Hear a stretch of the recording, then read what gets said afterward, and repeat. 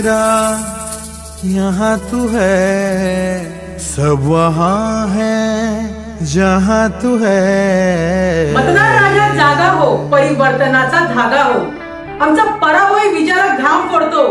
फक्त एकदा कल्पना करा की आमचा विजय कसा असेल। यंदाचं मतदान फक्त शिलाई मशीनला। 148 ठाणे शहर विधानसभा जिजाऊ विकास पार्टीचे अधिकृत उमेदवार आरती प्रशांत भोसले